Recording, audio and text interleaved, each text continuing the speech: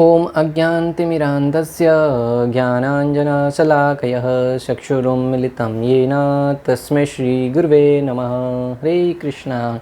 आज गीता श्रृंखला के सत्र क्रमांक 248 में आप सभी भक्तों का हार्दिक स्वागत है। आज हम श्रीमद् भगवद गीता के 7वें अध्याय के जो कि है भगवद ज्ञान श्लोक क्रमांक 10 का अध्ययन करेंगे। आइए, श्लोक इस प्रकार है। बीजं मां सर्वभूतानां विद्धि पार्थ सनातनं बुद्धिर्बुद्धिर्मताम् अस्मि तेजस्विना अहम्। अर्थात भगवान श्री कृष्ण कहते हैं कि हे प्रथापुत्र, यह जान लो कि मैं ही समस्त जीवों का आदि बीज हूँ, बुद्धिमानों की बुद्धि तथा समस्त तेजस्वी पुरुषों का तेज हूँ। भगवान श्री कृष्ण इस श्लोक में अपनी शक्ति का और विस्तार से वर्णन करते हुए आज विशेष रूप से उन लोगों के लिए ज्ञान दे रहे हैं अर्जुन के माध्यम से, जिनके मन में ये संशय बना रहता है कि पहले मुर्गी आई या अंडा आया। अगर इस सृष्टि का निर्माण हुआ है तो ये बीज किसने प्रदान किया। अक्सर लोग कहते हैं पेड़ कैसे उगे, बीज के द्वारा, परंतु बीज कहाँ से आया, सबसे बड़ा प्रश्न ये बना रहता है। तो उन लोगों का यह प्रश्न भगवान श्री कृष्ण यहाँ पर उसका उत्तर देते हुए कह रहे हैं कि उन सब का बीज प्रदान करने वाला पिता मैं हूँ। जिस प्रकार एक माता और पिता के संयोग से पुत्र की उत्पत्ति होती है, तो उस पुत्र की उत्पत्ति का कारण कौन हुआ, उसका पिता। उसके पिता के उत्पत्ति का कारण कौन हुआ, उसके पिता। अगर ऐसे क्रमबद्ध तरीके से हम आगे बढ़ते जाएंगे तो अंततः हम भगवान श्री कृष्ण तक पहुँचेंगे। अर्थात इससे ये सिद्ध होता है कि संपूर्ण सृष्टि के इस अस्तित्व, भौतिक जगत में अस्तित्व आने का एकमात्र कारण है भगवान श्री कृष्ण। श्री कृष्ण के कृपा से, उनके द्वारा प्रदत्त बीज के अनुसार ही जीवों का निर्माण हुआ है। भले वो मनुष्य हो, पशु हो, पक्षी हो या चर अचर, सब प्रकार के जीवों की बात आ जाती है। कृष्ण समस्त पदार्थों के बीज हैं। भगवान श्री कृष्ण है वो समस्त पदार्थों के बीज हैं। कई प्रकार के चर तथा अचर जीव हैं। पहले हम पढ़ चुके हैं कि जो चलने वाले हैं उनको चर कहा जाता है, जो एक ही स्थान पर रुकने वाले हैं उनको अचर कहा जाता है।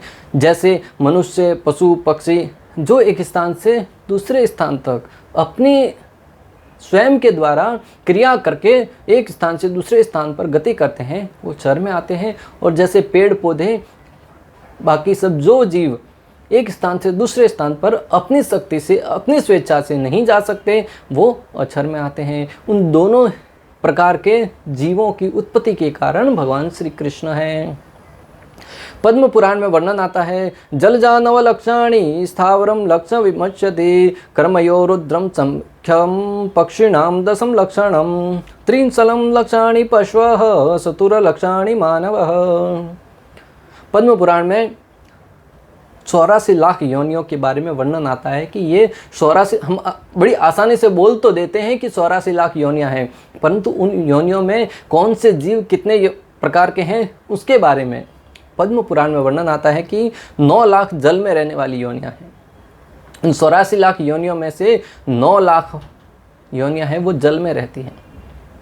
भक्तों, अगर इस 84 लाख योनियों की में भ्रमण करने की इच्छा है और उनसे निकल के भगवत धाम नहीं जाना चाहते हैं, अगर आप भक्ति नहीं करना चाहते हैं तो उन 84 लाख योनियों में भ्रमण करना पड़ेगा। और अगर उनमें भ्रमण करना है तो उनके बारे में पहले जान तो लो कि वो योनियाँ कौन कौन सी है। तो उसमें से 9 लाख हैं वो जल में रहने वाले हैं। आज मनुष्य को अनेक प्रकार से जल में रहने की इच्छा होती है। मछलियों की भांति तैरता हुआ कोई प्रतीत होता है तो उसको कहते हैं कि बड़ा ये तो अच्छा कर्तव्य कर रहा है, बड़ी सिद्धि प्राप्त कर ली। परंतु वो कार्य तो मछली बड़ी स्वेच्छ आसानी से कर लेती है, उसमें उसको पुरस्कार देने वाली कौन सी बात है। क्योंकि मनुष्य जन्म मिला है मनुष्य के कार्य करने के लिए, मछलियों की भांति कार्य करने के लिए नहीं। और लोग लगे रहते हैं प्रयास में कि कोई सोचता महीनों तक तैरता ही रहता है और उसका वर्ल्ड रिकॉर्ड बनाता है। क्या फ़ायदा तैरने से, क्या उससे कुछ हासिल होने वाला है। तुम्हें मनुष्य जन्म प्राप्त हुआ था कि जिज्ञासा करके कि मैं कौन हूँ, कहाँ से आया हूँ, मृत्यु के उपरांत कहाँ जाना है, और उस कार्य को जानकर उसे पूर्ण करने में लगकर भगवत भक्ति के द्वारा अपने भगवत धाम जाने में प्रयासरत रहने के लिए, परंतु व्यक्ति तैरने में ही अपना जीवन निर्वाहन कर रहा है, अपना मनुष्य जीवन गंवा रहा है, जो वो पहले 9 लाख योनियों में करता हुआ आया है, यहाँ आगे करेगा। तो 9 लाख है वो जल में रहने वाले हैं, 20 लाख वृक्षों तथा पौधों की योनियाँ हैं। 20 लाख योनियाँ हैं वो वृक्ष और पौधों की योनियाँ हैं, जैसे नीम का पेड़, बबूल का वृक्ष, ऐसे अनेक प्रकार के पेड़ हैं, वो 20 लाख योनियाँ हैं। उन 20 लाख योनियों में लोगों भ्रमण करना पड़ेगा अगर हमने भक्ति नहीं करी तो भक्तों। और पेड़ की स्थिति है वो सबसे दयनीय स्थिति है। अंदर जीव होते हुए भी धूप हो, गर्मी हो, बारिश हो, एक ही अवस्था में एक ही स्थान पर वहाँ पे खड़ा रहता है और कई सैकड़ों वर्षों तक वो वहाँ पे जीवित रहता है। कोई आकर पत्थर मार के जाता है, कोई कुल्हाड़ी मार के जाता है, कोई गद्दी भद्दी गालियाँ दे के जाता है, परंतु फिर भी वह चाहकर भी प्रतिकार नहीं कर सकता। अगर उन योनियों से बचना चाहते हैं तो भगवत गीता का अध्ययन कीजिए और अपने जीवन में उसका पालन कीजिए। 11 लाख योनियाँ कीटकों तथा शरीर श्रपों की योनियाँ हैं और 11 लाख है वो जो कीट पतंगे होते हैं, श्रप हैं, उन सब की है। 10 लाख योनियाँ पक्षियों की है और 10 लाख योनियाँ पक्षियों की है भक्तों। 30 लाख योनियाँ पशुओं की है और 84 लाख योनियों में से 30 लाख है वो पशुओं की है और 4 लाख मनुष्यों की योनियाँ हैं और 4 लाख मनुष्यों की योनियाँ हैं। भक्तों, इन 84 लाख योनियों के बारे में अगर विस्तार से जानना चाहते हैं तो पद्म पुराण में इसके बारे में और विस्तार से वर्णन आता है, परंतु मोटा मोटा मैं आपको यहाँ पे बताता हूँ कि 9 लाख योनियाँ जल में रहने वाली है, 20 लाख वृक्षों और पौधों की है, 11 लाख कीटकों तथा सरीसृपों की है, 10 लाख पक्षियों की है, 30 लाख पशुओं की है, 4 लाख मनुष्यों की योनियाँ है। इन 84 लाख योनियों में भ्रमण करने से बचना चाहते हैं तो आपको भगवत भक्ति के द्वारा इसी जन्म में भगवत धाम जाने के लिए प्रयासरत होना चाहिए। इनमें से पक्षी, पशु, मनुष्य तथा अन्य सजीव प्राणी चर हैं और पेड़ पौधे अचर हैं। वे चल नहीं सकते, केवल खड़े रहते हैं। प्रत्येक जीव 84 लाख योनियों के अंतर्गत, जिसमें से कुछ चर और कुछ अचर हैं, किंतु इन सब के जीवन के बीज स्वरूप श्री कृष्ण हैं। इन सारे के सारे 84 लाख योनियों में जो भी जीव हैं, उन सारे के सारे जीवों के बीज के रूप में उनके परम पिता परमेश्वर भगवान श्री कृष्ण है, जिसकी घोषणा वो भगवत गीता में आगे करते हैं। पिता अहमस्य जगतो माता धाता पितामह, कि मैं समस्त प्रकार के प्राणियों के माता पिता और परम पिता मैं ही हूँ। जैसा कि वैदिक साहित्य में कहा गया है, ब्रह्म या परम सत्य वह है जिससे प्रत्येक वस्तु का उद्भूत है। जैसा कि वैदिक साहित्य में वर्णन आता है कि परम पिता, परम ब्रह्म, परम सत्य वो है जिससे संपूर्ण सृष्टि का निर्माण होता है। और यहाँ पे श्री कृष्ण है वो समस्त योनियों के बीज प्रदान करने वाला पिता है। इससे सिद्ध होता है कि श्री कृष्ण है वो परम पुरुषोत्तम भगवान है, परम सत्य भगवान है, जो हमारा गंतव्य होना चाहिए, जिनकी शरणों में जाना हमारे जीवन का उद्देश्य होना चाहिए।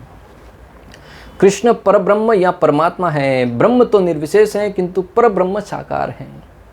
भगवान श्री कृष्ण है वो परब्रह्म है। ब्रह्म तो निर्विशेष है, निराकार है, परंतु परब्रह्म है वो साकार है। जिस प्रकार मूल सारे वृक्ष का पालन करता है, उसी प्रकार कृष्ण मूल होने के कारण इस जगत के समस्त प्राणियों का पालन करते हैं। जिस प्रकार मूल है, पेड़ का जो जड़ होता है वो पूरे के पूरे पेड़ का पालन पोषण करता है। ज़मीन के अंदर से अनेक प्रकार के खनिजों को, जल को खींचकर पूरे के पूरे पेड़ तक सारी की सारी ऊर्जा है वो पहुंचाता है। उसी भांति भगवान श्री कृष्ण है वो समस्त जीवों के मूल हैं, जहाँ से हमें शक्ति प्राप्त होती है। हमारी शक्ति के स्रोत क्या है? श्री कृष्ण। भगवान की कृपा से ही हमें सारी की सारी आवश्यकताएं पूर्ण होती हैं। भागवतम में वर्णन आता है, यथा तरोर्मूल निशेषणेन तृपन्ति तद्भुजा उपशाखां प्राण उपारसि यतेन्द्रियाणां तथैव शरणम् अहम् अच्युतेज, कि अगर जिस प्रकार एक पेड़ के जड़ में पानी डालने से पूरे पेड़ के समस्त टहनियों को जल मिल जाता है, शक्ति मिल जाती है, और उदर में भोजन डालने से पूरे के पूरे शरीर को शक्ति प्राप्त हो जाती है, उसी भांति अगर आप भगवान श्री कृष्ण की पूजा करते हैं, श्री कृष्ण की भक्ति करते हैं, तो समस्त मानव जाति की, पशु योनि की, समस्त देवी देवताओं की, हर एक जीव की सेवा स्वतः ही हो जाती है। अतः जो कोई भगवान श्री कृष्ण की सेवा या पूजा करता है वह संपूर्ण जगत की सेवा करता है। दूसरी तरफ अगर कोई देवी देवताओं या अन्य किसी की सेवा या पूजा करता है वह यह कार्य त्रुटिपूर्ण ढंग से करता है। जैसा कि शास्त्र कहते हैं, अगर आप श्री कृष्ण की पूजा करते हैं, श्री कृष्ण की भक्ति करते हैं, तो समस्त प्रकार के जीव जंतुओं की, देवी देवताओं की, पेड़ पौधों की सेवा स्वतः ही करते हुए प्रतीत होते हैं। परंतु अगर कोई व्यक्ति देवी देवताओं की अलग से पूजा करता है तो वो कर तो रहा है वही कार्य, भगवान श्री कृष्ण की ही सेवा कर रहा है, परंतु वो कार्य त्रुटिपूर्ण ढंग से करता है। इसका उल्लेख भगवान श्री कृष्ण भगवद गीता 9.23 में करते हुए कहते हैं, ये अप्यन्य देवता भक्ता यजन्ते श्रद्धयान्विता ते अपि मामेव कौन्तेय यजन्ति विधि अविधि पूर्वकम। अर्थात भगवान कहते हैं कि हे कुंती पुत्र, जो लोग अन्य देवताओं के भक्त हैं और उनकी श्रद्धा पूर्वक पूजा करते हैं, वास्तव में वे मेरी ही पूजा करते हैं, किंतु वे यह कार्य त्रुटिपूर्ण ढंग से करते हैं। जो देवी देवताओं की पूजा करते हैं, महापुरुषों की पूजा करते हैं, उनकी सेवा करते हैं, वो एक तरीके से देखा जाए तो भगवान श्री कृष्ण की ही पूजा कर रहे हैं, परंतु वह कार्य त्रुटिपूर्ण ढंग से कर रहे हैं। तो आप और हमको त्रुटिपूर्ण ढंग से नहीं करना है। अगर भगवद गीता पढ़ने के बाद भी हम कोई कार्य त्रुटिपूर्ण ढंग से करेंगे तो हमसे बड़ा मूर्ख व्यक्ति कोई नहीं होगा। जब तक हमें अज्ञान है तब तक ठीक है, हम कोई गलतियां कर लेते हैं। जब तक बच्चा नन्हा सा होता है, उसको पता नहीं होता है अच्छे बुरे का, तब वो हो सकता है कि जलती हुई आग में भी हाथ डाल दे, चलती हुई गाड़ी के नीचे हाथ डाल दे। परंतु जैसे हमें ज्ञान होगा कि अग्नि में हाथ डालने से हम जल जाएंगे, किसी गाड़ी में कुछ हाथ डालने से हमारे शरीर का अहित हो सकता है, उस अवस्था में अगर हम वो गलती करेंगे तो हम मूर्ख कहे जाएंगे, और जो बच्चा गलती कर रहा है वो नादान है। उसी भांति अगर हमें ज्ञान है कि ये परम पिता परमेश्वर श्री कृष्ण है और उन्हीं की सेवा करना हमारा कर्तव्य है, अगर हम देवी देवताओं की पूजा करते हैं, किसी अन्य की पूजा करते हैं, तो वह भी भगवान की तो पूजा कर रहे हैं, परंतु वह त्रुटिपूर्ण ढंग से कर रहे हैं। वो ज्ञान होने के उपरांत भी अगर हम उसी कार्य में लगा रहेंगे तो हम एक तरीके से देखा जाए तो स्वयं की निगरानी में ही हम मूर्ख माने जाएंगे।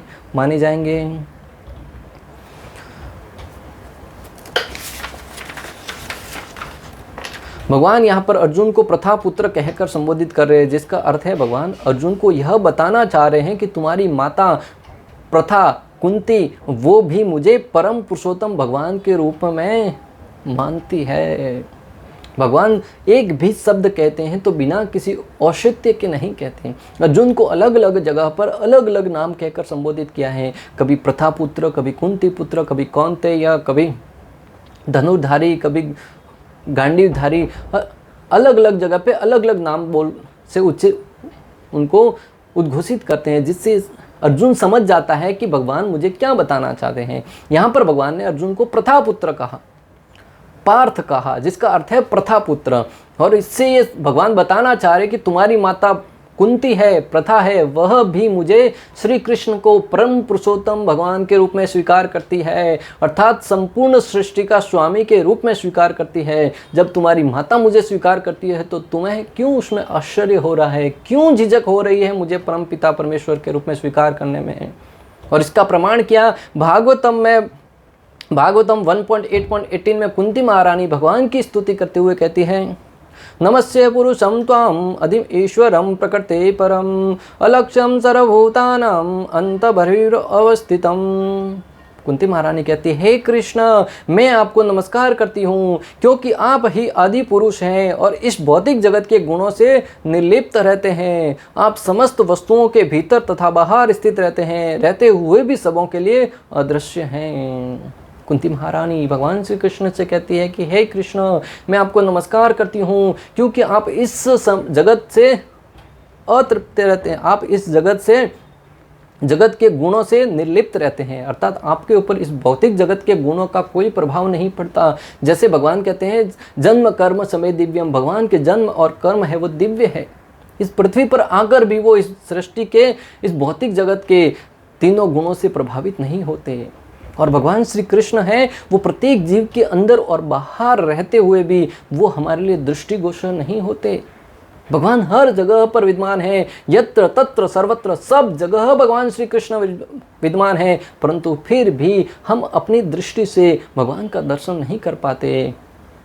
बुद्धि महारानी उस भगवान श्री कृष्ण को नमस्कार करती है। जब उत्तरा के गर्भ में बाण छोड़ा गया अश्वत्थामा के द्वारा, उनके अंदर पलपने वाले उनके बच्चे का विनाश करने के लिए, तब भगवान श्री कृष्ण उनके गर्भ में प्रवेश करके उस गर्भ की रक्षा करी। किससे? ब्रह्मास्त्र से भक्तों। इससे सिद्ध होता है कि श्री कृष्ण है वो परम पुरुषोत्तम भगवान है। अक्सर लोग कहते हैं कि श्री कृष्ण ने भगवत गीता कही, वो भगवत गीता अर्जुन के अंदर श्री कृष्ण के अंदर बैठे हुए उनकी आत्मा ने कही थी। फिर कृष्ण उत्तरा के गर्भ में प्रवेश करके उनके गर्भ की कैसे रक्षा करी? क्या तुम्हारे अंदर भी आत्मा है, तुम भी ऐसा कार्य क्या कर सकते हो? क्या तुम किसी के गर्भ में प्रवेश करके उनकी रक्षा कर सकते हैं ब्रह्मास्त्र से? अरे गर्भ में तो छोड़ो, आज की तारीख में ब्रह्मास्त्र के मुकाबले कौन से अस्त्र हैं? बड़े बड़े रॉकेट हैं, क्या उनके सामने तुम उसकी रक्षा कर सकते हो? सर्वप्रथम हमारा ही सर्वनाश हो जाता है। फिर भी अज्ञानी जन, पढ़े लिखे अज्ञानी, कहते हैं हम शास्त्रों के ज्ञानी हैं, वो लोग भी इस सत्य को स्वीकार नहीं करना चाहते, जानते हुए भी स्वीकार नहीं करना चाहते, जिससे लोग हैं वो उनकी सत्ता स्वीकार नहीं करेंगे। बुद्धिर मताम अस्मि, अगला शब्द है बुद्धिर मताम अस्मि, अर्थात भगवान श्री कृष्ण कहते हैं बुद्धिमानों की बुद्धि मैं हूँ। भक्तों, अगर बुद्धि प्राप्त करना चाहते हो तो अकल की दवा लेने की आवश्यकता नहीं है। बुद्धि प्राप्त करना चाहते तो श्री कृष्ण का भजन कीजिए। जब भगवान श्री कृष्ण प्रसन्न होंगे, निश्चित रूप से तुम्हें बुद्धि प्रदान करेंगे। मनुष्य बुद्धि के बिना कुछ नहीं कर सकता, और कृष्ण भी कहते हैं कि मैं ही समस्त बुद्धि का मूल हूँ। मनुष्य बुद्धि के बिना कुछ नहीं कर सकता। अरे छोटा सा घर चलाने के लिए अनेक प्रकार की बुद्धि की आवश्यकता होती है, जिसके द्वारा व्यक्ति अनेक प्रकार की योजनाएं बनाकर अपने योजनाओं को अपने जीवन में लागू करके कुछ धन कमाता है, उस धन से घर का संचालन करता है। तो उस भगवान श्री कृष्ण को जानने के लिए जिस बुद्धि की आवश्यकता होती है वो भगवान श्री कृष्ण ही देते हैं। जब तक मनुष्य बुद्धिमान नहीं होता वह भगवान कृष्ण को नहीं समझ सकता। श्रील प्रभुपाद तात्पर्य में लिखते हैं कि जब तक मनुष्य बुद्धिमान नहीं होता श्री कृष्ण को नहीं समझ सकता। अरे आया राम गया राम, ऐसे कैसे कोई भी व्यक्ति भगवान श्री कृष्ण को नहीं जान सकता? हम कहते हैं अक्सर कि इस जगत में इतने लोग हैं, भगवान के सब लोग भक्ति क्यों नहीं करते? जब तक भगवान श्री कृष्ण की अहेतु की कृपा नहीं होती, जो भगवान को भक्ति के द्वारा प्रसन्न नहीं करता, वो व्यक्ति भगवान को नहीं जान पाता। अतः भगवान को जानने के लिए भगवान की कृपा होना बहुत आवश्यक है। जब श्री कृष्ण इस धरा पर अवतरित थे, तब दुर्योधन जैसे लोग श्री कृष्ण के समक्ष रहते हुए भी श्री कृष्ण को परम पुरुषोत्तम भगवान के रूप में स्वीकार नहीं कर सके। एकमात्र कारण भगवान श्री कृष्ण ने उनको बुद्धि नहीं दी। भगवान को वो बहरूबिया मानते थे, कुछ अनेक प्रकार के षड्यंत्र करने वाला व्यक्ति मात्र मानते थे।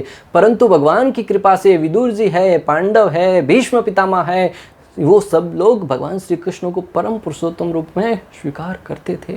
यहाँ तक कि स्त्री शरीर में जन्म लेने वाली कुंती महारानी भी भगवान को परम पुरुषोत्तम के रूप में स्वीकार कर चुके थे। एकमात्र कारण भगवान की अहेतु की कृपा। भगवान ने जो उनको ज्ञान प्रदान किया, उसके आधार पर ही वो भगवान को परम पुरुषोत्तम के रूप में स्वीकार कर पाए। और दूसरी तरफ अपने को बड़ा बड़ा ज्ञानी मानने वाले शुक्राचार्य जैसे व्यक्ति भी, जो गुरुओं में सर्वश्रेष्ठ माने जाते हैं, वो भी श्री कृष्ण की सत्ता को स्वीकार नहीं कर पाते थे। वो असुरों के साथ देते हुए भगवान श्री विष्णु की सत्ता को नकार रहे थे। इससे सिद्ध होता है कि बुद्धि है वो भगवान एकमात्र श्री कृष्ण देते हैं, वो भी उनका भजन करने वाले, उनकी भक्ति करने वाले। प्रमाण भक्तों गीता 10.10 येषां त्वन्तगतं तेषां सत्ययुक्तानां भजतां प्रीतिपूर्वकं ददामि बुद्धि योगम तम येन माम उपयान्ति ते। श्री कृष्ण कहते हैं कि अगर कोई व्यक्ति प्रेम पूर्वक नित्य रूप से, नियमित रूप से मेरे नाम का भजन करता है, कीर्तन करता है, हरे कृष्णा कृष्ण कृष्ण हरे हरे, हरे राम राम राम हरे हरे, जो नित्य मेरे नाम का भजन करता है, कीर्तन करता है, गुणगान करता है, लीलाओं का यशोगान करता है, मैं उसे बुद्धि प्रदान करता हूँ, जिसके द्वारा वो मुझे जान सकता है।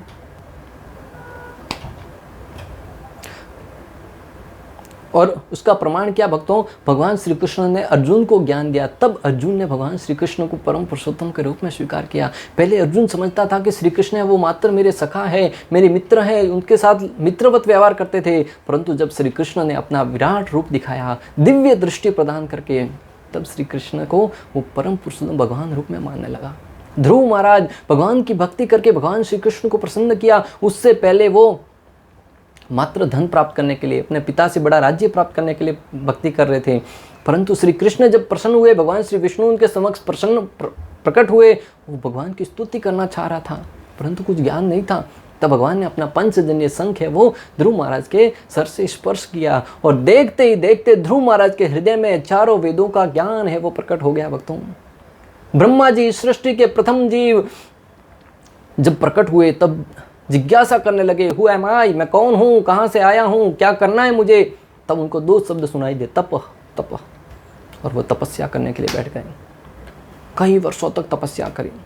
उसके उपरांत भगवान श्री विष्णु प्रसन्न हुए, उनके सामने प्रकट हुए और उनको ज्ञान प्रदान किया। तो उनको सृष्टि का निर्माण करने के लिए कहा, और चारों वेदों का ज्ञान भगवान श्री कृष्ण ने ब्रह्मा जी के हृदय में प्रकाशित किया। भागवतम प्रथम अध्याय के प्रथम श्लोक में है, इसका उल्लेख आता है कि भगवान श्री कृष्ण ने ही ब्रह्मा जी को समस्त वेदों का ज्ञान उनके हृदय में प्रकट किया था। भक्तों, पहले हम पढ़ चुके हैं जिसमें भगवान श्री कृष्ण ने किस प्रकार ब्रह्मा जी को ज्ञान दिया था। तेने ब्रह्म हृदय आदि कवयो मुह्यंति यत सूर्य, कि प्रथम जीव ब्रह्मा जी को भगवान श्री कृष्ण ने ही दिव्य ज्ञान प्रदान किया, जिसके आधार पर ब्रह्मा जी ने सृष्टि का निर्माण किया, और उस ज्ञान को आगे प्रदान करते हुए नारद मुनि को दिया। नारद मुनि से गुरु परंपरा के माध्यम से वो ज्ञान आगे आगे हम तक पहुंचता गया। अगला शब्द है तेजस तेजस्विना हम, अर्थात समस्त तेजस्वी पुरुषों का मैं तेज हूँ। भगवान श्री कृष्ण कहते हैं कि समस्त तेजस्वी मनुष्यों का तेज मैं श्री कृष्ण हूँ। जब भी किसी तेजस्वी या बलवान व्यक्ति को देखे, तब श्री कृष्ण का स्मरण करना चाहिए। जब भी किसी तेजस्वी या बलवान व्यक्ति को देखे, तब भगवान श्री कृष्ण का स्मरण करते हुए भगवान श्री कृष्ण की शक्ति को प्रणाम करना चाहिए। निर्बलों की रक्षा करने के लिए भगवान श्री कृष्ण बलवानों को शक्ति प्रदान करते हैं। निर्बलों की रक्षा करने के लिए भक्तों भगवान श्री कृष्ण है वो जो सक्षम व्यक्ति है, जो तेजस्वी है, जिसने तपस्याएं करी है, उसको बल प्रदान करते हैं, शक्ति प्रदान करते हैं, तेज प्रदान करते हैं, जिसके द्वारा वो निर्बलों की रक्षा कर सके। अर्जुन को भगवान ने शक्ति क्यों प्रदान करी थी? अधर्म का नाश करके धर्म की स्थापना करने के लिए। अनेक राजा महाराजों को भगवान श्री कृष्ण क्यों शक्ति प्रदान करते हैं? ताकि वो सुचारू रूप से सामान्य जनता का पोषण कर सके, उनकी रक्षा कर सके, उनको सहायता प्रदान कर सके। वरना अर्जुन को जैसे ही काम संपन्न हुआ, अर्जुन की सारी शक्ति ले ली भक्तों, और एक सामान्य भील के हाथों भी अर्जुन पराजित हो गए। जो अर्जुन कभी पराजित नहीं हुए थे, हमेशा अजय थे, उनकी शक्ति भगवान ने एक ही क्षण में ले ली, और वो सामान्य व्यक्ति के सामने वही गांडीव था, वही अर्जुन था, परंतु उनके सामने पराजित हो गया। इससे सिद्ध होता है कि समस्त बलवानों का बल है वो भगवान श्री कृष्ण है। कुरुक्षेत्र के युद्ध स्थल में श्री कृष्ण की उपस्थिति के कारण विपक्षी योद्धाओं का बल क्षीण हो जाता था। कुरुक्षेत्र के युद्ध स्थल में भक्तों भगवान श्री कृष्ण की उपस्थिति के कारण ही अर्जुन है वो युद्ध जीत पाया। अर्जुन तो भगवान श्री कृष्ण के पीछे था, श्री कृष्ण आगे थे। जैसे ही सामने योद्धा के सामने अर्जुन जाते थे, भगवान श्री कृष्ण है वो उस योद्धा को बल है वो खींच लेते थे, उसको निर्बल बना देते थे। भीष्म पितामह जैसे व्यक्ति जो युद्ध में कभी पराजित नहीं हुए थे, अर्जुन के सामने अगर वो पराजित हुए तो एकमात्र कारण श्री कृष्ण की उपस्थिति के कारण श्री कृष्ण ने उनके बल को खींच लिया था। द्रोणाचार्य जैसे व्यक्ति, बड़े बड़े रथी महारथी, उनको अर्जुन ने पराजित किया, एक ही कारण श्री कृष्ण की उपस्थिति। इससे सिद्ध होता है कि श्री कृष्ण समस्त बलवानों का बल है। बलराम जी भगवान श्री कृष्ण का ही विस्तार है और वही बल प्रदान करने वाले हैं, भले भौतिक क्षेत्र में हो या आध्यात्मिक क्षेत्र में हो। अगर आप भक्ति में बलवान बनना चाहते हैं, सुदृढ़ बनना चाहते हैं, तो बलराम जी की आराधना कीजिए और भगवान श्री कृष्ण के नामों का जब गुणगान करेंगे, तब भगवान की कृपा से हमारे अंदर इतना बल होगा कि हम प्रतिदिन 16 माला का जप कर पाएंगे। वरना आज व्यक्ति बातें तो बड़ी बड़ी करते हैं कि भक्ति करना तो बड़ा आसान है, परंतु उनको कहिए कि 2 घंटा बैठ के 16 माला जप करो, तब उनका पसीना छूट जाता है। एक माला ठीक से नहीं कर पाते हैं, 2 घंटा तो दूर की बात है भक्तों। अगर वो काम इतना ही आसान है तो क्यों नहीं कर पाते हैं भक्तों। ये काम आसान नहीं है। किसी ने बहुत ही सुंदर कहा है, भक्ति करना चुरानू काम से, कोई साधारण व्यक्ति का काम नहीं है। साधारण व्यक्ति अपने परिवार में रहते हुए, भोग करते हुए उस जीवन को ही निर्वाह नहीं कर पाता। आज बीच रास्ते में ही उसको रास्ते भटक जाता है और आत्महत्या कर लेता है। और जो छुरा है, घर बार छोड़कर समस्त संपूर्ण समाज की हित के लिए अपना घर बार त्याग कर भक्ति का मार्ग अपनाते हैं, शास्त्रों का पठन करके, शास्त्रों का ज्ञान समाज को देकर उन समाज का मार्गदर्शन करते हैं। इससे सिद्ध होता है कि जो बल चाहिए होता है वो बलराम जी प्रदान करते हैं। और बलराम जी गुरु को इंगित करते हैं। अगर आप बलराम जी को शरणागत होते हैं तभी भगवान श्री कृष्ण को शरणागत हो पाएंगे। यमुना जी और बलराम जी की लीला बहुत ही सुंदर है भक्तों। यमुना जी भगवान श्री कृष्ण को तो शरणागत थी, परंतु बलराम जी के कहने पर उनके पास नहीं आई, तो बलराम जी ने हल के द्वारा उनको खींच लिया। से सिद्ध होता है कि बल में बलराम जी है वो सर्वेश्वर और भगवान श्री कृष्ण के ही अवतार के रूप में है। इन सब सिद्धांतों से ये सिद्ध होता है कि भगवान श्री कृष्ण है वो बीज प्रदान करने वाले पिता हैं। आज तक अगर आपका संशय था कि बीज कौन प्रदान करता है, तो श्री कृष्ण प्रदान करते हैं। उनसे ही संपूर्ण सृष्टि का निर्माण होता है। और आपका हमारा कर्तव्य है कि हम भगवान श्री कृष्ण का भजन करते हुए अपने जीवन का उद्धार करें। इसी के साथ ही 7वें अध्याय के श्लोक क्रमांक 10 का भक्ति वेदांत तात्पर्य पूर्ण हुआ। अंत तक हमारे साथ बने रहने के लिए आप सभी का हृदयपूर्वक, प्रेम पूर्वक बहुत बहुत धन्यवाद। श्रील प्रभुपाद की जय। श्री श्री राधा गोपीनाथ भगवान की जय। श्रीमद् भगवद गीता की जय। हरे कृष्णा कृष्ण कृष्ण हरे हरे, हरे राम